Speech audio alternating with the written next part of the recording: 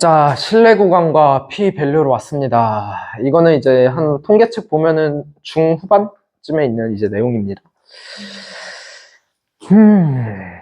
자, 신뢰 구간을 한 문장으로 말하자면 내가 예상한 값이 어느 정도의 확률로 이 구간 안에 들어온다를 신뢰 구간이라 합니다. 제일 많이 쓰는 거 이제 정규 분포니까. 자, 정규 분포로 예시를 들어볼게요. 예를 들어서 신뢰 구간이 여기서부터 여기까지고 이 녀석의 면적이 95면 내가 예상한 값은 95%의 확률로 여기 안에 있다. 이게 무슨 죄송해요. 그냥 바로 예시로 가보죠. 이게 원래 앞에서부터 차근차근 해야 되는데 이게 갑자기 꽁충하니까 좀 어렵네요. 설명하니까. 모자르면 셀프로 하고. 그러면 여기서도 이해가 안 되니까 참 아쉽네요. 가봅시다. 바로 식으로 갈게요, 그냥. 자, 우리 여러분 그 확률과 통계 열심히 배우셨나요? 고등학교 때? 그 정도. 네, 괜찮습니다. 뭐 이런 식이 있어요. 이제 모르겠어요. 저는 수능을 본 지가 꽤 돼가지고 어떻게 바뀌었을지 모르겠는데 뭐 수능 문제 어떤 거 있었냐면 이런 거 주고 뭐 밑에 표 있는 다음에 이 표가 나올 확률, 뭐 신뢰 구간은 어느 정도입니까? 한 뭐 95, 97.5 이렇게 하는 문제가 있었거든요. 이 녀석을 활용할 건데 뭘 활용할 거냐면 저희는 가정하는 거예요. 저는 뮤가 궁금합니다. 여기선 표본이라고 쓸게요. 그냥. 표본 평균이 궁금합니다. X바로 써도 돼요. 근데 X반 쓰면 안 돼요. X반은 확률 변수를 의미하기 때문에. 자, 그냥 뮤라고 쓰고, 뮤에다가 바로 왜 붙여? 뮤에다가 바로 붙이면 안 되고요. X에다가 바로 붙여야 돼요. 이거는 뭐냐면, 표본, 어디서부터 설명해야 되지? 잠깐만요. 고민 좀 해볼게요. 정규 분포는 normal distribution이라고 해요. 정규, 그냥 흔한. 대부분의 분포가 사실 정규 분포를 따라요. 사람들의 키, 사람들의 소득, 뭐 있지? 뭐 성적, 다 정규 분포를 따르거든요.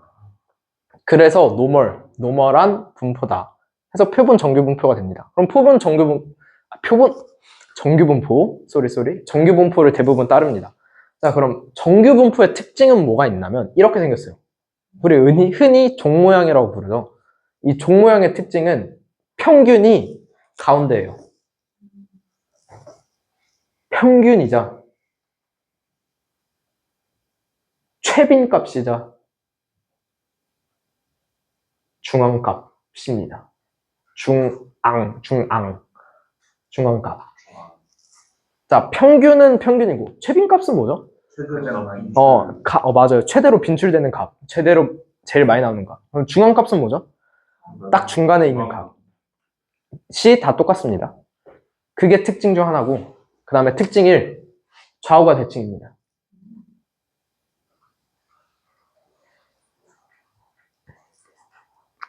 근데 혹시 그 정규분포식 보셨나요? 정규분포식이 저도 잘 기억이 안 나는데, 누가 찾아볼래요? 여기 있다. 제가 적어볼게요. 이것도 함수잖아요. 그럼 뭐 fx는 뭐 이렇게 나타낼 수 있을 거예요. 루트 2분의 뭐였네? 루트 2 파이 시그마 제곱에 2의 마이너스 x 마이너스 뭐 어쨌든 있어요. 자, 이 함수가 이렇게 생겼거든요. 이 함수로 확률을 구하려면 뭔 짓을 해야 되냐면 적분해야 돼요. 적분. 이 식 적분해볼래요? 걔 그지 같을 것 같죠. 그래서 똑똑한 사람들이 적분을 다 해놨어요. 착하죠? 근데 문제는 이 fx라는 거는 이 시그마와 제가 기억이 안 나. m x바, 뭐, 이거에 따라서 계속 바뀌거든요. 얘네, 아씨.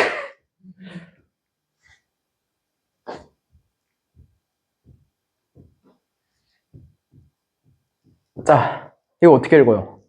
두 분. 기대값 x는 n이라는 정규 분포를 기대값 아니에요. 확률 변수예요, 확률 변수. 확률 변수 x는 정규 분포를 따르고 n이라는 조건 횟수. 네. 이거 어떻게 하는지 말씀드릴게요. 앞으로 이런 거 많이 보게 될 거거든요. 혹은 제일 쉬운 분포라 하면 뭐 이항 분포 뭐 이런 거 들어보시면 이항 분포는 여기가 n이고 여기가 p죠. 이것도 앞으로 여러분 논문 읽을 때 많이 볼 거예요. 얘네는 어떻게 했냐면 확률 변수 x가 물결은 따른다예요. 그 다음에 뒤에 있는 보통 알파벳들은 분포를 나타냅니다. 그래서 n은 normal distribution, 그 정규 분포를 나타내는 거고, b 같은 경우에는 binomial distribution, 이항 분포를 나타낸다는 거예요. 그리고 분포가 이 괄호 안에 있는 숫자들에 따라서 다 달라지거든요. 사실 상수인데 상수이자 변수인 거죠. 상수이자 변수이지 뭔 개소리야. 상수로 쓸 수 있는 거예요. 이 n이 무엇인지에 따라서 분포가 변한다는 뜻이고 p가 무엇인지에 따라서 분포가 변한다는 뜻이에요. 즉, 이 말은 무슨 뜻이냐면 해석을 해보면 확률 변수 x는 따른다. 이 b라는 분포를 따르는데 b는 n과 p의 영향을 받는다. 이렇게 읽을 수 있어요. 다시 정규 분포로 넘어와서 좀 필기할 시간을 드릴게요. 자, 가봅시다. 자, 그러면 얘는 어떻게 읽을 수 있죠? 확률 변수 x. 확률 변수 x는 따른다. 뭐를? 정규 분포를. 근데 정규 분포는 평균과 분산의 영향을 받는다. 이렇게 읽으면 돼요. 즉, 이 m과 c 분산에 따라서 이 fx가 계속 바뀌거든요. 그러면은 이 fx를 그때마다 다 적분할 수가 없잖아요. 그쵸? 그래서 뭘 하냐면 m은 0으로 만들고 분산은 1, 인 정규 분포로 보자. 그래서 이런 다양한 정규 분포를 세상에는 정말 다양한 정규 분포가 있을 거예요. 뭐 예를 들어서 키라고 하면 남자 키 평균이 173인가? 4인가? 뭐 그래요. 그런 키에 대한 정규 분포는 여기가 174일 테고 분산 얼마일 테죠. 뭐 몸무게 같은 것도 평균이 얼마고 분산이 얼마일 거고. 이렇게 정규 분포가 너무 많은데 그때마다 이러한 식을 계산할 수가 없으니 이 모든 분포들의 평균을 0으로 만들고 분산을 1로 만들자 하는 과정이 정규화라고 합니다. normalization, standardization 이라고 하고요. 그렇게 정규화해서 만들어진 정규 분포를 표준 정규 분포라고 합니다. 좀 이해되나요? 적어보면 세상에는 참 많은 정규 분포가 있더라. 그래서 이 녀석을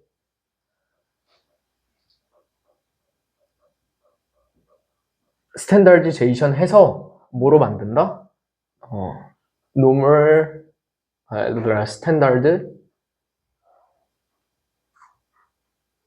distribution으로 만든다. 이런 뜻입니다. 이제 정규 분포와 표준 정규 분포의 차이를 아시겠죠? 네. 나중에 스탠다디제이션도 뭐 할 수 있으면 하고.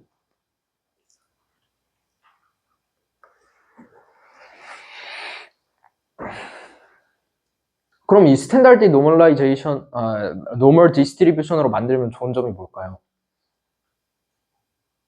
아까 말했다시피 수학자들이 다 계산을 해놨다는 거예요. 계산을 해서 표로 다 만들어놨어요. 이 녀석의 적분값을. 뭐 0.1부터 1부터 뭐 0부터 1까지 적분한 값, 뭐 0.1부터 1까지 적분한 값 이렇게 다 표로 만들어놨거든요. 그래서 그 확률과 통계 파란색 책 있잖아요. 맨 뒤에 보시면 그 표가 다 있습니다. 그럼 이렇게 똑똑하신 분들이 다 정규 분포를 만들어서 적분해놨으니까 우린 표 찾아서 숫자만 넣으면 되는 거예요. 그래서 이 녀석이 표준 정규 분포예요.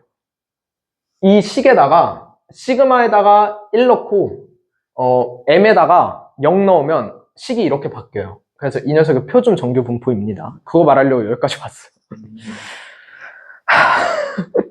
네.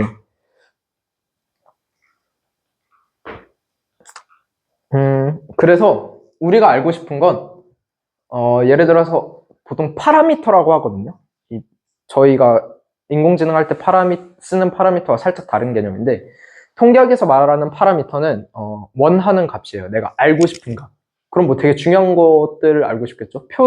평균도 파라미터가 될 수 있을 테고 최빈값도 파라미터가 될 수 있을 테고 분산도 파라미터가 될 수 있겠죠. 여기서는 파라미터를 x바라고 쳐보고 그럼 난 x바가 궁금하니까 이 녀석 양변에다 곱해주고 그 다음에 이 녀석 양변에다 더해주면 식이 어떻게 바뀌냐면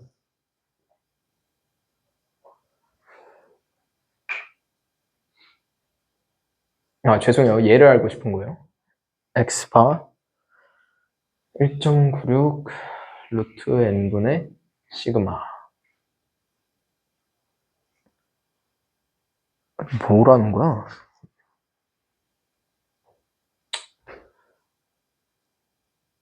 x바 플러스 1.96 루트 n분의 시그마 이렇게 식을 바꿀 수 있어요. 자 그러면은 이렇게 확률을 쓰게 되면 이 녀석도 0과 1 사이에 어떤 확률 값이 나오죠. 이것도 1.96이라는 숫자는 어디서 나왔냐면 이 정규 분포 있잖아요. 딱 1.96, 이 x축 1.96, 그 다음에 y 마이너스 1.96, x가 마이너스 1.96 이때 여기 사이를 적분하잖아요. 그러면 딱 95라는 숫자가 나와요. 그래서 1.96을 쓴 거예요. 자 그러면은 이 확률도 여기와 여기 사이에 있다는 거니까 확률이 95%가 나올 거예요. 그럼 이 1.96 있죠? 여기서부터 여기까지 이 구간, 이 인터벌을 신뢰 구간이라고 하는 거예요. 그리고 신뢰도는 얼마다? 95%다. 라고 이렇게 씁니다. 그럼 이 녀석은 언제 쓰는 거냐면 예를 들어서 여러분이 막 어떤 통계를 냈어요. 이렇게 뭐 통계적 여러 해서 막 논문을 쓰고 실험 데이터를 하고 막 어쩌고 저쩌고 했더니 이런 분포일 때 내가 예측한 값은 80이었어, 평균이. 내가 예측한 값은 평균이 80인데 이 80이라는 숫자가 얼마나 정확한지를 나타내야 될 거 아니에요.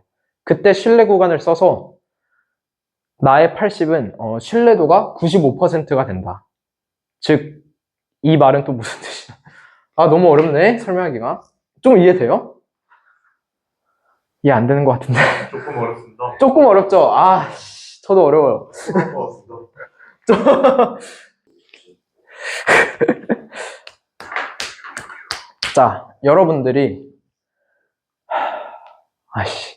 이거 또 그럼 돌아가야 되는데. 이 추정이라는 말 들어봤죠? 자, 추정에는 두 가지 종류가 있어요. 포인트 에스티메이트와 인터벌 에스티메이트라는 게 있습니다. 그냥 들어만 두세요. 그럼 포인트 에스티메이트는 추정이에요. 포인트 에스티메이트는 뭘까요? 점으로 찍는 거예요. 평균은 80이다. 이런 식으로. 그럼 인터벌 에스티메이트는 뭘까요? 그쵸, 구간. 평균은 95에서 100 사이다. 85에서 95 사이다. 이런 식으로 나타낸 게 인터벌 에스티메이트입니다. 지금 우리는 인터벌 에스티메이트를 배우고 있는 중이고 인터벌 에스티메이트를 이해하기 위해선 신뢰 구간이라는 말이 필요한 거예요. 그럼 아까 우리 인터벌 에스티메이트는 구간으로 답한다 그랬죠? 예를 들어서 내가 말한 평균이 95와 105야. 근데 이 말이 맞을 확률은 95%야. 라고 말하면 그 95%는 신뢰도가 되는 겁니다. 여기까지 이해됐나요? 그러면 신뢰 구간은 뭐였냐면 방금 말했던 95와 105 방금 95라 105라 그랬나? 뭐 어쨌든 95와 105 이 구간을 신뢰 구간이라고 하는 거예요. 이러면 좀 이해됐나요? 자, 다시 한번 얘기해 볼게요. 한번 들어보세요. 통계에는 추정이라는 걸 할 수 있는데 추정은 포인트 에스티메이트와 인터벌 에스티메이트로 나눌 수 있다. 그 중에서 인터벌 에스티메이트를 보면 인터벌 에스티메이트는 말 그대로 구간을 가지고 통계를 내는 방식인데, 이때 이 구간의 길이, 이 구간의 크기를 신뢰 구간이라 하고, 이 신뢰 구간의 확률을 신뢰도라고 한다. 좋아요. 자, 그럼 바로 가봅시다. 제가 평균을, 지금 이 식은 뭐 한 거냐면, 평균을 인터벌 에스티메이트 한 거예요. 예를 들어서, 이게, 뭐 여기가 3, x바가 만약에 3, 여기가 1이라 그러면 어떤 숫자가 나오겠죠? 여기도 3, 1 넣으면 어떤 숫자가 나올 거예요. 뭐 예를 들어서 3.5, 뭐 3.0, 여기 4.5라고 해볼게요. 그럼 이 구간이 신뢰 구간이 되는 것이고, 그거의 확률은 신뢰도가 되는 거다. 그럼 이게 의미하는 건 뭐냐면, 이거는, 이 녀석은 아까 표본 평균이었죠. 표본 평균. 즉, 표본이 뭔지에 따라서 계속 바뀔 거예요. 이 녀석들도 표본에서 가져온 값이니까, 이건 표본의 수를 의미하고요. 이건 표본의 표준 편차를 의미합니다. 표본이 뭔지에 따라서 이 값들이 계속 바뀔 거예요.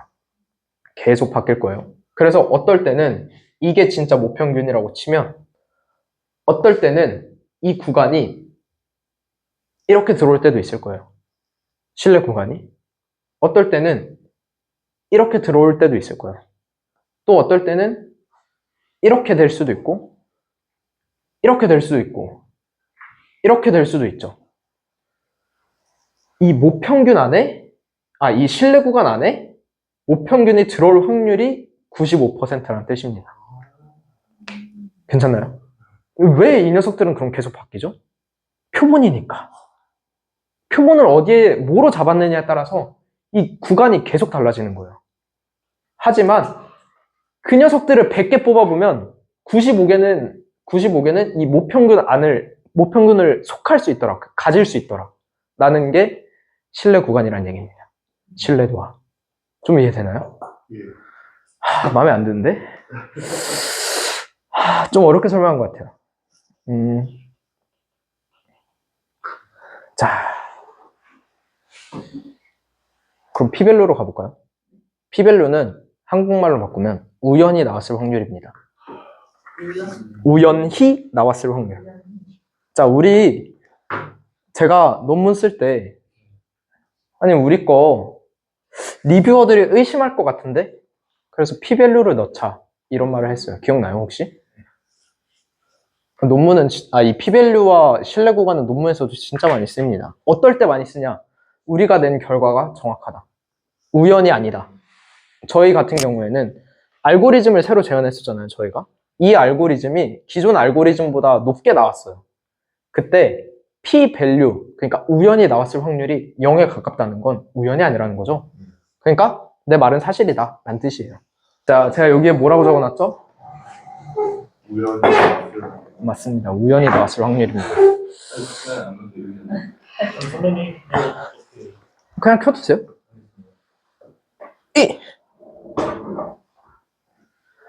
자, 이걸 알기 위해서는 이제 null hypothesis라는 걸 좀 이해해야 되거든요.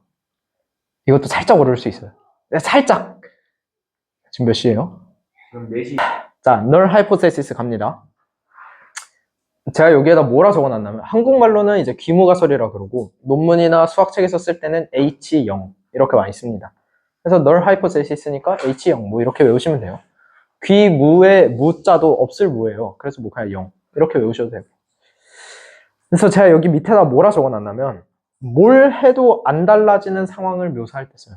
예를 들어서 저희가 신약 개발을 했단 말이에요. 근데 신약 개발을 한 약이 있을 거 아니에요. 혹은 백신이 있을 테고, 이 백신을 맞아도 안 맞아도, 그러니까 뭘 하지 않았어도, 백신을 안 맞았어도 병이 나을 확률, 아니면은 저희로 치면은 저희가 만든 알고리즘이 기존 기존 모델보다 뭐라 할 수 있을까? 성능이 같거나 낮을 확률, 그러니까 새로운 게 아닐 확률을 이제 보통 의미해요. 여기서부터 벌써 어렵죠? 외부 개입이 없이도 맞아요. 외부 개입 없이 일어나는 상황을 묘사하기도 해요. 네. 그러면 이거를 도대체 왜 가정을 하느냐? 바로 이거를 기각하기 위해서 가정합니다. 그러니까 이게 틀렸다라는 말을 증명하고 싶어서 가정을 하는 거예요. 아까 제 신약으로 얘기를 들어보면 다시 백신을 안 맞아도 코로나가 나을 확률이 0.00005%래. 이 말은 백신 맞으라는 소리예요? 안 맞으라는 소리예요? 맞으라는 소리죠. 왜? 백신을 안 맞으면 안 나으니까. 그쵸? 방금 제가 한 말이 뭐냐면 기무가설. 이 뭘 해도 약을 안 먹어도 병이 나을 상황을 기각했어요. 그쵸? 백신을 안 맞아도 코로나가 나을 확률을 기각했기 때문에 그것으로 쓰는 게 이제 널 하이포세시다. 널 하이포세시스다. 여기까지 좀 이해됐나요? 네. 그러면은 이제 저의 목표는 뭐다? 널 하이포세시스를 기각하는 거다. 반대하는 거다. 이것이 저의 목표라고 두고 그럼 P 밸류는 아까 제가 우연히 나왔을 확률을 의미했다 그랬잖아요. 예를 들어서 동전 100개가 앞면이 나왔어요. 그럼 동전 100개를 한 번에 던졌는데 앞면이 나올 확률은 이만큼이죠. 네. 그러면은 엄청 낮아요. 그럼 동전이 100개가 우연히 나왔다고 할 수 있을까요? 다시 한번 이해해 봅시다. 조금 이해 어려운 것 같으니까. 자, P 밸류는 무엇을 의미한다? 우연히 나왔을 확률을 의미한다. 근데 보통 이제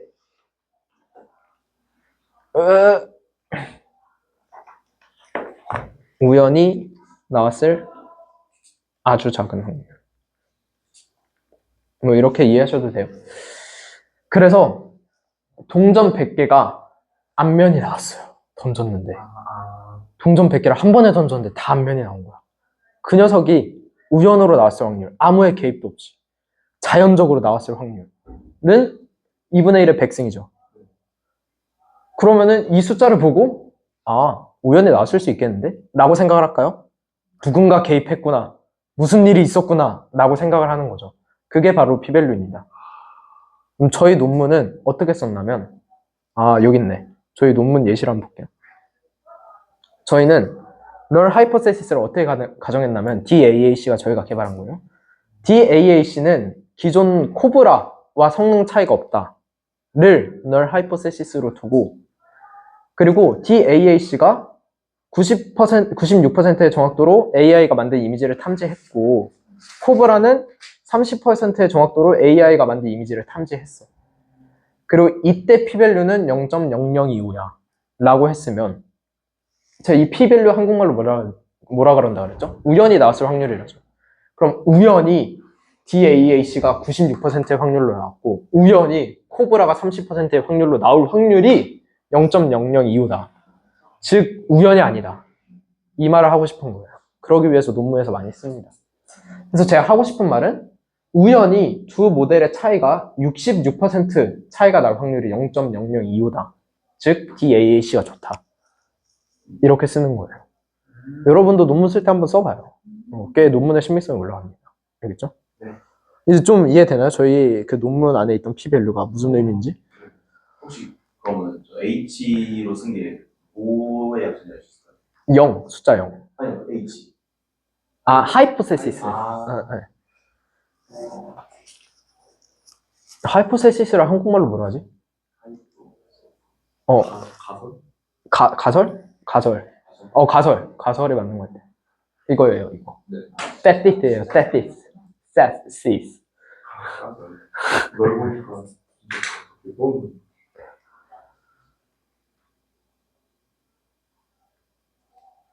근데 저는 좀 이런 게 재밌더라고요. 수학 배우다가 이제 논문에서 아는 거 나왔을 때, 혹은 내가 직접 쓸 때, 이러면 좀 할 맛 나지 않아요? 그렇죠. 발전이 보이면 그렇죠. 아휴.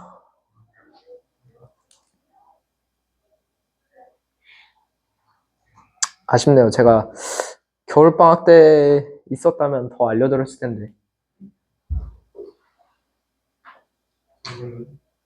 옆에 있지만 보여주시면 이거요? 네.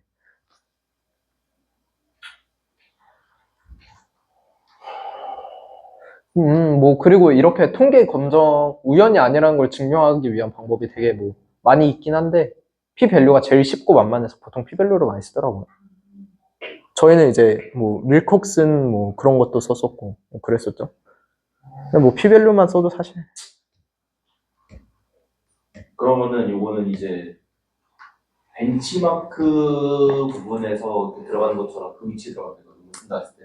저희는 어떻게 썼냐면, 막, 그래프 있을 거 아니에요. 그래프 있을 테고, 그 그래프에 대한 설명 밑에 짜르르 있겠죠?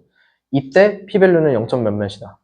그 그럼. 그래프마다 좀 이런 게 있으면 그때마다 쓰진 않았고, 그냥 중요한 거일 때만 썼어요. 또 많이 있으면 좀 없어 보일 수도 있으니까.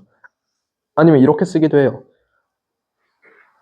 표 3, 뭐뭐에 대한 뭐뭐 하고 괄호치고, p-value, 뭐 몇몇, 0점 몇몇, 뭐 이렇게 쓰기도 하고. 이건 뭐 자기 마음. 굳이 안 써도 돼요. 뭐 쓰고 싶으면 쓰고, 말면 말. 어느 정도 있으면 약간 그래도 신뢰도가 올라가는. 그쵸? 그냥 말 그대로 내 실험이 우연이 아니다 라는 걸 말하고 싶을 때 쓰면 돼요. 계산은 어떻게 하냐? GPT가 해줍니다. 자, 7번 질문으로 갈게요. 바이어스, 베리언스, MSE, 바이어스, 베리언스, 트레이드 오프가 뭐냐? 라는 질문이에요. 일단 우리 바이어스는 그거예요.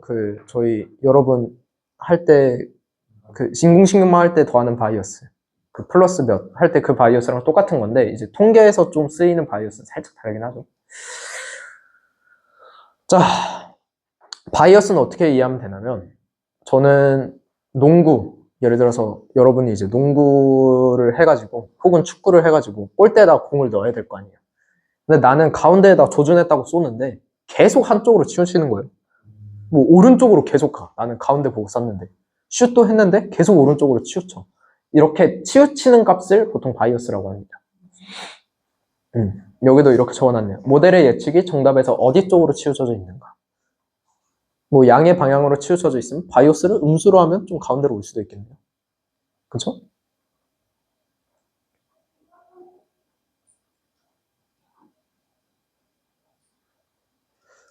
아니면은 그냥 여러분 지금 필기하지 말고 듣고 제가 이걸 보내드릴까요? 이렇게? 그냥 캡처해서? 손 아프잖아. 필기는 뭐. 저마다 있는 곳으로 잘하죠. 자, 그럼 베리언스는 뭐냐면 이 데이터에 따라서 예측값이 아까 제가 베리언스 분산 평균으로부터 얼마나 떨어져 있는지의 정도를 나타낸다고 했죠. 그럼 우리 AI 할 때는 어떻게 적용할 수 있을까요? 데이터에 따라서 이 예측값이 얼마나 들쭉날쭉한지를 분산을 구할 수 있겠죠. 보통 이렇게 얘기하면 돼요. 어떤 모델을 만들었어요. 이 모델에다가 데이터 3개를 넣었더니 예측하는 선을 이렇게 그렸네. 근데 하나만 추가했는데 엄청 들쭉날쭉해진 거야. 이 모델을 예측하는 거지. 이럴 경우에 베리언스가 크다라고 할 수 있겠죠.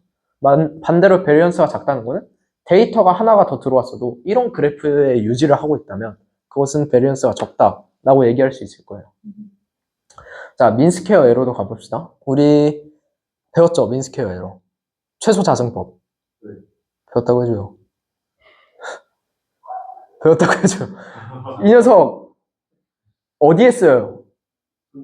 손실함수.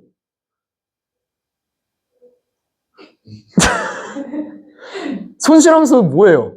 손실함수는 실제값과 예측값의 차이를 왜 써요? 손실함수 최적화해서 그쵸?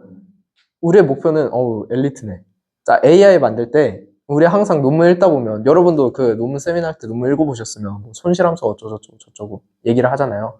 그럼 이 손실함수의 역할은 뭐냐면 AI를 만들긴 했는데 이 AI가 좋은지 나쁜지를 평가해야 될 거 아니에요. 그쵸? 그럴 때 이제 손실함수를 많이 씁니다. 많이 쓴다가 아니라 그냥 손실함수를 써요. 그럼 이 손실함수, 말 그대로 손실이 크다는 거는 잘못 예측했다는 거죠. 그럼 저의 목표는 뭘까요? 손실을 줄이는 거겠죠. 그러기 위해서 손실함수를 씁니다. 잠깐 인공지능으로 넘어와서 이렇게 딥러닝 모델이 있을 때 다다다닥 이 녀석들이 다 예측해서 어떤 값을 내놨어. 이 녀석으로 손실함수를 구해봤더니 크대. 손실이 크대. 그럼 이 녀석을 고쳐야 되잖아요. 그때 쓰는 알고리즘이 뭘까요? 백프로파게이션입니다. 그 다음에 여기서 또 쓰이는 게 체인룰이라는 것도 쓰이죠. 또 편미분이라는 거 쓰이죠. 다 들어보셨죠. 그래서 이쪽으로 백프로파게이션을 하면서 체인룰이라는 공식에 의해서 이쪽으로 영향을 가고 또 이쪽으로 가는 거예요. 이 값을 구하는 공식은 편미분으로 구할 수 있고요. 그래서 손실함수를 씁니다. 그래서 제가 여기서 말한 MSE도 손실함수 중에 하나예요. 제일 흔하디 흔한. 예를 들어서 SVD를 가정해 봅시다. 여기가 유튜브 조회수, 여기가 수익이라고 해볼게요. 제가 알고 싶은 건 내가 올렸던 유튜브가 뭐 이만큼의 조회수가 나왔을 때 수익은 얼마일까? 이런 모델을 만들고 싶은 거예요. 그쵸? 그래서 모델을 만들고 이렇게 해봤더니 뭐 이런 식으로 올라가더라. 아하. 근데 실제 값은 이게 아니라 이거였어요. 그러면 이만큼의 손실, 에러가 발생하죠. 이만큼. 이 녀석들을 최소화하는 방향으로 모델을 새로 만들면 되는 거예요. 이렇게. 그럼 다음 그래프 때는 좀 더 붙게 이런 식으로 가겠죠. 이런 식으로 점점 모델을 최적화하는 게 인공지능을 학습하는 방법이고, 아까 제가 얘와 얘와의 거리를 얘기했죠. 그게 민스퀘어 에러예요. 민스퀘어 에러.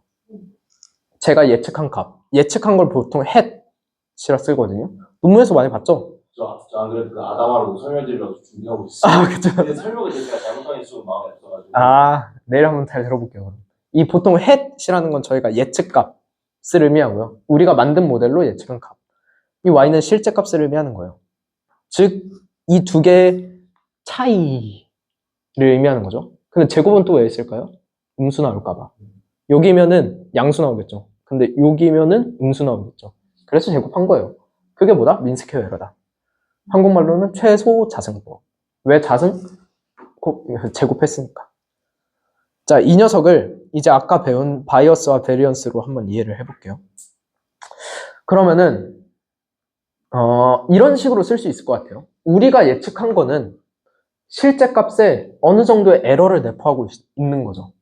그럼 이제 에러만 남겨놔보면 이렇게 옆으로 가게 되고, 또 이 녀석을 아까처럼 음수 나올 수도 있으니까 제곱하게 되면 이 녀석이 민스퀘어 에러다. 이렇게 이해하면 되는 거예요. 그래서 MSE와 바이어스와 베리언스는 어떤 차이가 있냐면, 이 식 있잖아요. 이 식. 우리 이거 완전 제곱식이죠. 분배해서 차차차차차차차 하면 이렇게 바뀌어요.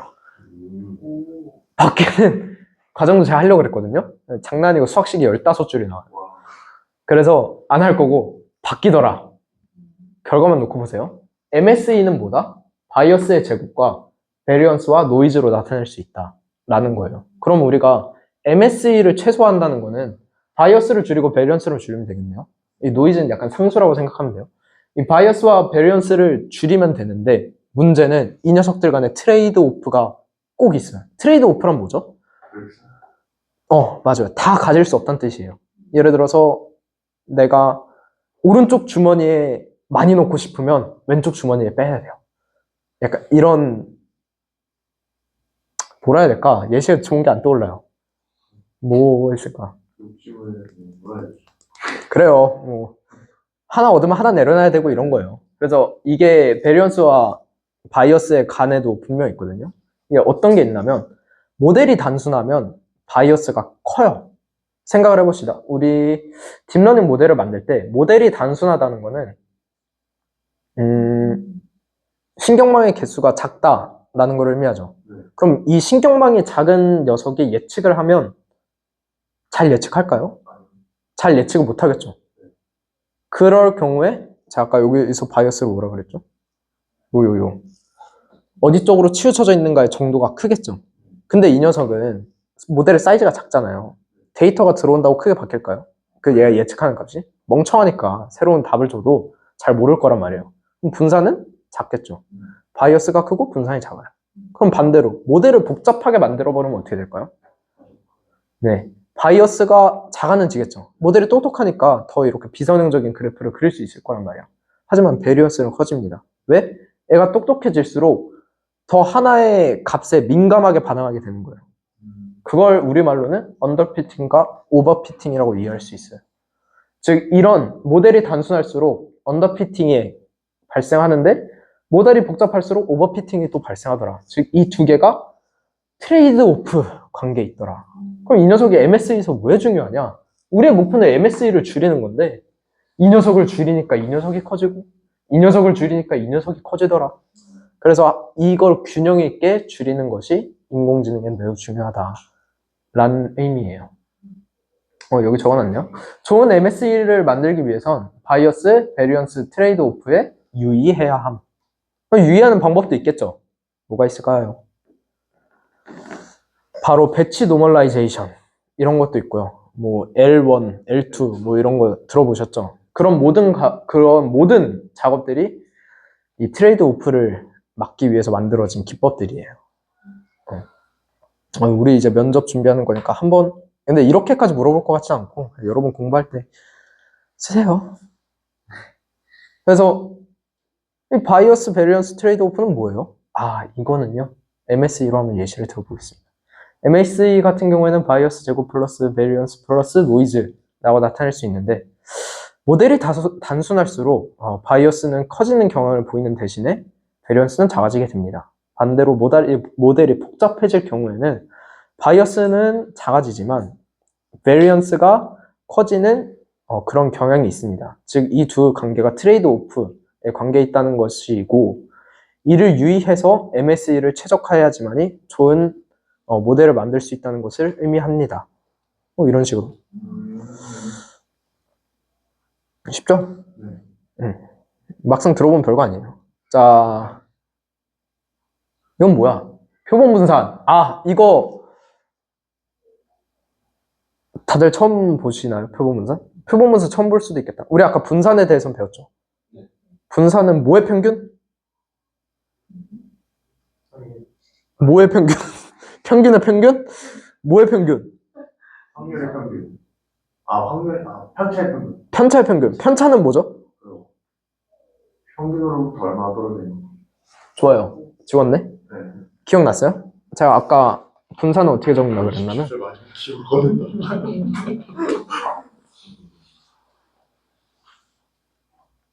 이렇게 적었거든요. 자, x는 뭐죠? 평균. 우리가 그 확률 변수. 얘는 평균. 차이네? 근데 그거의 제곱이네? 근데 그거의 평균이네? 편차의 제곱의 평균이구나. 이게 분산이다. 자, 그럼 표본 분산은 뭘까요? 표본 분산은 뭐지?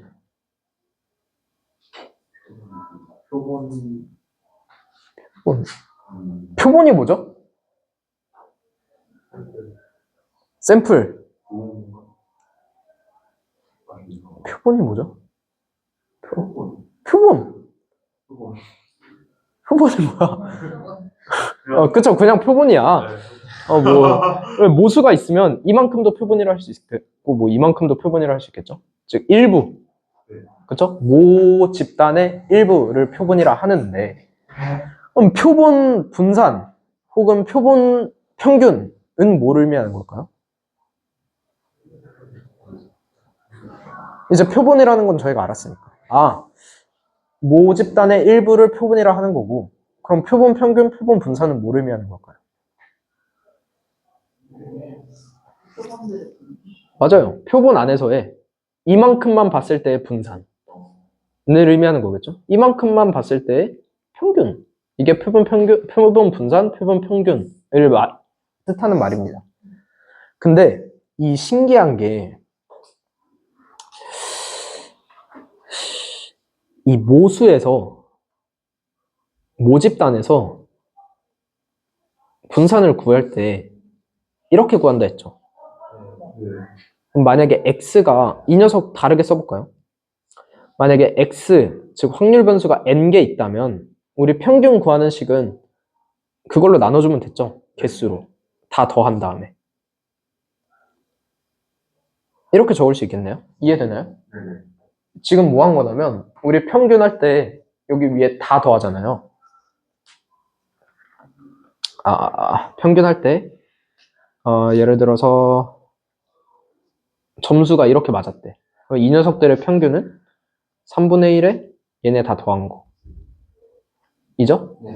그리고 얘는 이제 개수니까 n개로 나타낼 수 있을 테고 다 더한 건 귀찮으니까 시그마로 쓰고 이런 식으로 적을 수 있겠어요. 그런 뜻이에요. 개수만큼 나누고 그 나머지 애들 다 더한 거, 편차. 이렇게 쓸 수 있죠. 네. 근데 신기한 건 표본 분산에서는 n-1로 나누지 않습니다. 표본의 개수가 n개라 할지라도 걔 말도 안 되지 않아요? 표본 분산을 할 때는 이렇게 적게 돼요.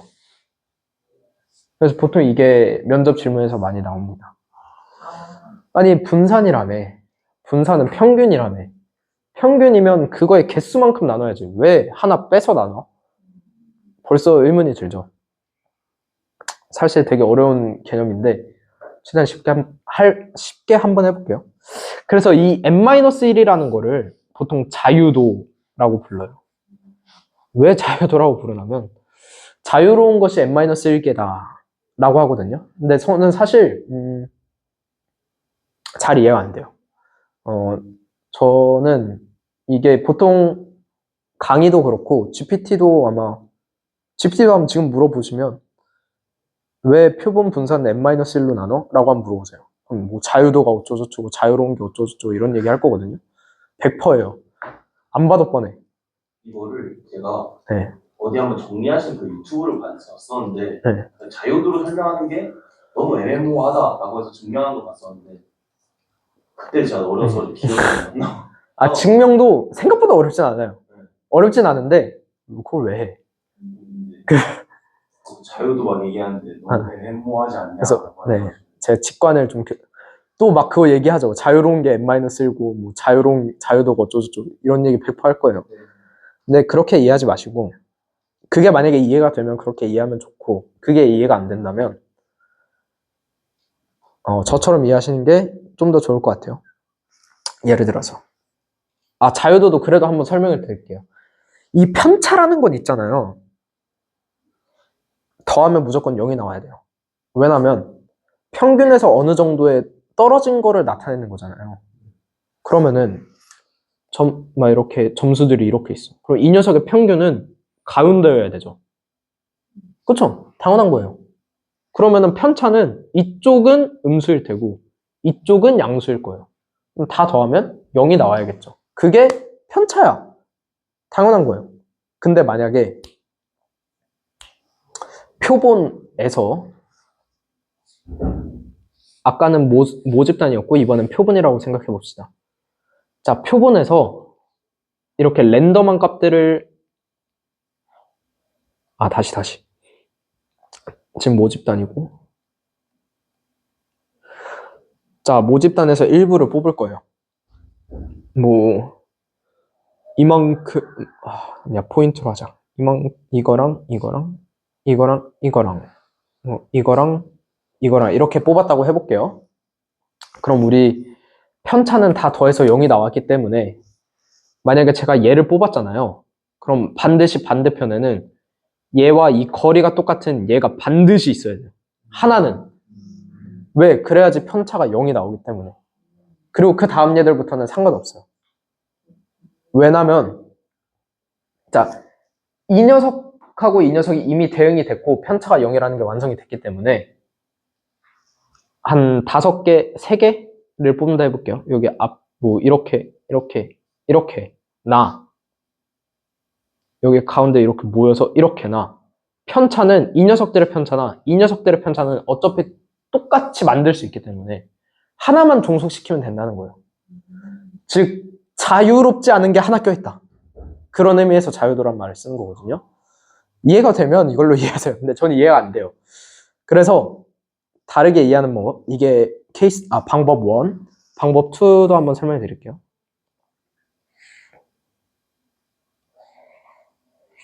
자, 표본 뭐냐 이거 이름 까먹었으면 뭐지? 정규 정규분포. 자, 정규분포가 있다 해봅시다.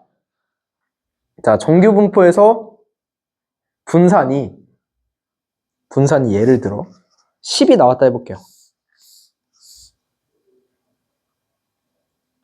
그리고 이 녀석을 가지고 표본을 만들었고, 다른 색으로 할까? 이런 녀석을 만들었고, 이 녀석의 분산도 보는 거예요. 지금 이 녀석이 표본 평균이 되겠죠? 뭐 이 녀석은 모평균이라고 쓸 수 있겠네요. 자, 좋아요. 자, 모평균은 이렇게 있을 때 이 녀석 제곱해서 더하고, 이 녀석 제곱해서 더하고, 이 녀석 제곱해서 더하고, 제곱해서 더하고, 제곱해서 더하고, 이 반대쪽도 마찬가지로 이렇게 다 제곱해서 더하면, 그리고 그 녀석의 평균을 구하게 되면 모분산이 나오겠죠. 왜 틀렸는데 아무 말도 얘기 안 해줘요?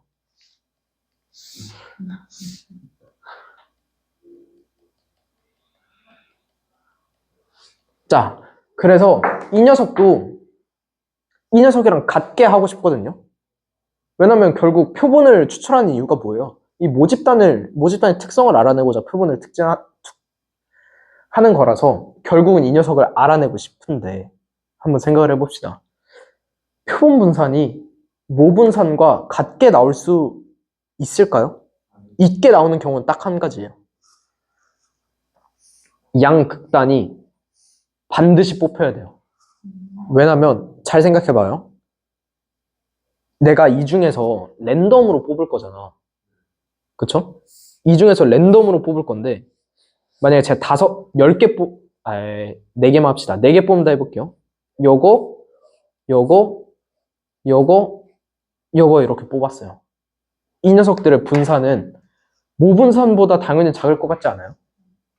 왜냐면 중앙에서 떨어진 값이 적잖아요. 중앙에서 그만큼 떨어져 있어야지 그 분산이란 값이 커질 텐데, 이 표본을 뽑아보면 반드시 이 끝에 애들이 나올 수도 있지만 안 나올 확률이 높다는 거예요. 분산이 작아지겠죠. 그러면 나누는 수를 작게 하면 분산을 크게 만들 수 있을까요? 예를 들어서 3으로 나누는 거랑 4로 나누는 거랑 어느 게 크죠? 3이 크죠? 3으로 나눈 게 크죠? 아까 모분산은 n으로 나눴죠? 표본분산은 n-1로 나눴어요. 값이 커지네요.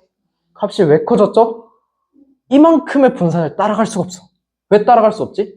항상 이 녀석 분산이 나오려면 양극단을 무조건 포함하고 있어야지. 그잖아요? 이 표본으로 뽑은 것들은 우연히 이렇게 작을 수밖에 없단 말이에요. 그래서 이만큼의 분산을 맞추기 위해서 나누는 수를 좀 적게 했다. 그럼 숫자가 커지니까. 그리고 이게 수학적으로 증명이 됐어요. 이만큼 하게 되면 n 말고 n-1로 나누게 되면 모분산에 따라갈 수 있더라.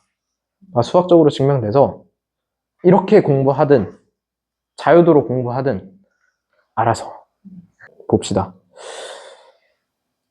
맞아요. 방금 얘기했던 것처럼 모수를 알 수가 없기 때문에 모집단을 다 알 수 없어서 표본 공간이라는 것을 가져와서 그쪽에서 이제 지지고 짬뽕하고 하는 거예요. 확률 변수란 제가 아까 뭐라 그랬냐면 함수라고 했어요. 함수. 어떤 함수? 이 현실 세계에 있는 어떤 사건을 숫자로 매핑해주는 함수. 예를 들어서 주사위가 6이 나왔습니다 라는 사건을 6 이렇게 매핑을 하던가, 정준이 길 가다가 넘어졌습니다 를 1로 매핑하던가. 근데 이 확률 변수도 두 가지로 나타낼 수 있을 것 같아요. 이산 확률 변수와 연속 확률 변수로 나타낼 수 있을 것 같아요. 이 이산 확률 변수란 뭐죠? 다 적어놨네요. 이산 확률 변수란 셀 수 있는 것을 의미해요. 그럼 연속 확률 변수는 셀 수 없는 거. 예시가 뭐가 있을까요? 이산 확률 변수. 주사위, 이산 확률 변수죠. 연속은 키, 몸무게. 셀 수 있나요? 셀 수 없죠. 왜냐면 170과 171 사이에도 엄청 많은 숫자들이 있기 때문에 셀 수 없어요. 그런 것들을 이산확률과 연속 확률 변수라고 하고, 자, 여기서 이제 흔히들 오해하는 게, 그럼 연속 확률 변수는 개수가 몇 개일까요? 무한개죠. 이상 확률 변수는 그럼 개수가 몇 개일까요? 무한개가 있습니다. 네. 무한개일 수도 있어요. 그냥 셀 수 있다와 없다로 판가름하는 것 뿐이지, 무한으로 판별하면 안 된다. 예를 들어서, 저희 지구상에 있는 모래의 개수, 거의 무한개에 가깝죠. 지금도 계속 생기고 있을 테니까.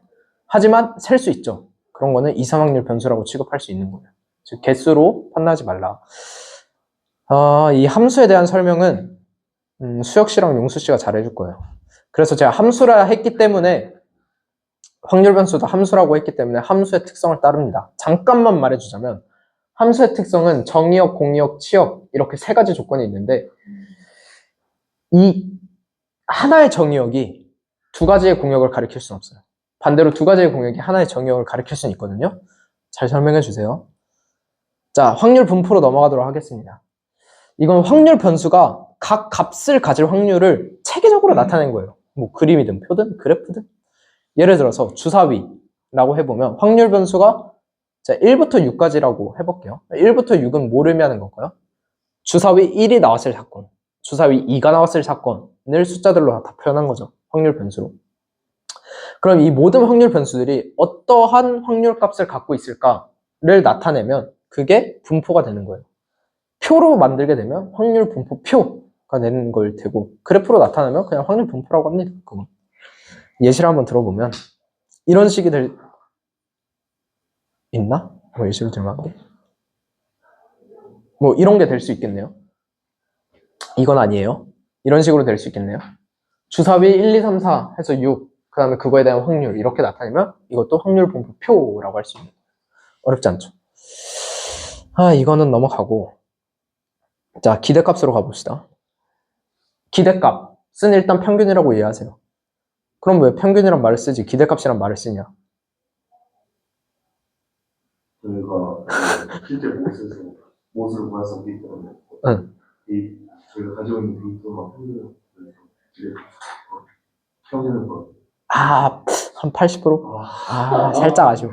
자, 아까 제가 확률과 통계를 쓰지 못하는 이유는 모집단을 특정할 수가 없기 때문이었어요. 그러면은 모집단에 대한 평균을 알면 사실 쓸 필요가 없어요. 기대값이라는 용어를. 그럼 기대값이라는 용어는 왜 쓰냐면, 우리가 표본을 가지고 와서 이만큼을 가지고 와서 이만큼의 평균을 예측하고 싶은 거예요. 이 녀석을 통해서 평균, 분산 막 이런 걸 구했잖아요. 이런 걸 통해서 이 녀석의 평균 분산을 맞추길 기대하는 거예요. 평균이라고 쓸 수 없는 이유는 모집단에서 가져왔기 때문에. 표본 집단에서, 표본에서 가져왔기 때문에 기대값이라는 걸 쓰는 거예요. 모집단으로 가기 위해 기대한다. 예상한다. 그래서 기대값이라는 말을 쓰고요. 그래서 나타내는 말이 되게 많아요. 뭐, 민의 철자를 따서 m이라고 쓰기도 하고요. 모평균은 mu라고 쓰고요. 표본 평균은 x바라고 쓰고, 기대값은 ex라고 씁니다. 아까 근데 다 나왔던 것들이에요. 근데 이렇게 사실 엄밀히 따지고 보면 다른 게 많긴 한데 일단은 그냥 같다고 비교하세요. 다 평균이라고 생각하세요. 그럼 기대값은 어떻게 구할까요? 이렇게 구하면 됩니다. 우리 평균 구했던. 시험을 봤는데 30점 2명, 40점 3명, 50점 1명이면 이 녀석들의 평균은 30점 2명, 40점 3명, 50점 1명에다가 총 6명이니까 6으로 나누면 됩니다. 하지만 이제 이거는 초중고에서 쓰는 거고 우린 이렇게 안 할 겁니다. 어떻게 할 거냐? 바로 이렇게 아디다스를 떠올리세요. 아디다스. 뭐냐면 이거. 뭔지 아시죠? 아디다스 로고잖아요. 옛날 아디다스 로고. 이렇게 찢으면 어떻게 되냐면 이렇게 하나 찢을 수 있을 테고 이렇게 하나 찢을 수 있을 테고 이렇게 하나 찢을 수 있을 거예요. 찢은 거예요. 여기까지 괜찮나요? 보면은 이 앞에 30은 뭘 의미하죠? 점수. 이 뒤에는 뭘 의미하죠? 확률을 의미하게 됩니다.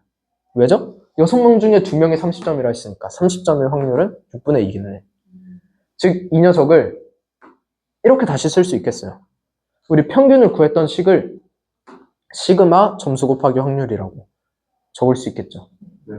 그리고 아까 기대값은 제가 EX라고 한다 했으며 뮤도 뭐 평균이랑 같은 말인데 정확히 못 평균 일 때 시그마 X fx라고 쓸 수 있습니다. 이 fx는 여기선 지금 확률을 의미한다 라고만 이해하세요.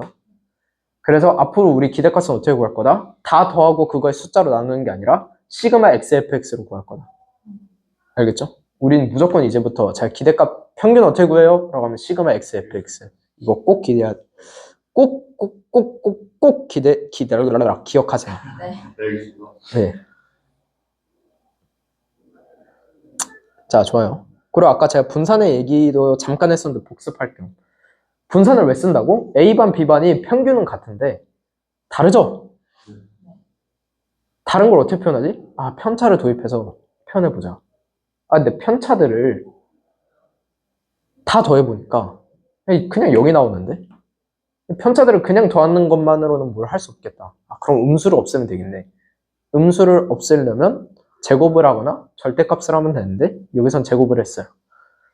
제곱해서 볼게. 아, 근데 제곱해서 보니까 너무 큰데? 차라리 이 녀석들의 기대값으로 볼까? 해서 분산이 나온 겁니다. 제곱해서 너무 커졌네. 평균으로 볼게. 그 다음에 기대값 어떻게 구한다고요? 시그마 x 뒤에 확률 해서 이 녀석이 이렇게 됩니다. 좀 이해되나요? 그냥 대답할 수 있을 정도만 하세요. 큰수의 법칙이 뭐예요? 아, 샘플의 수가 커지면 모평균을 따른다는 뜻이었어요. 정도로만 하세요. CLT가 뭐예요? CLT가 뭐예요? 중심극한 정리. 그러니까 그 표본의 평균이 정규 분포를 따른다. 그쵸.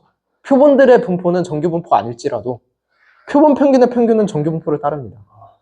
이 정도. 표본의 평균이 정규 분포를 따른다. 표본 평균의 평균이 정규 분포를 따릅니다. 뭐 이 정도? 또 우리 했던 거 뭐 있지? 조건부 확률이 뭐예요?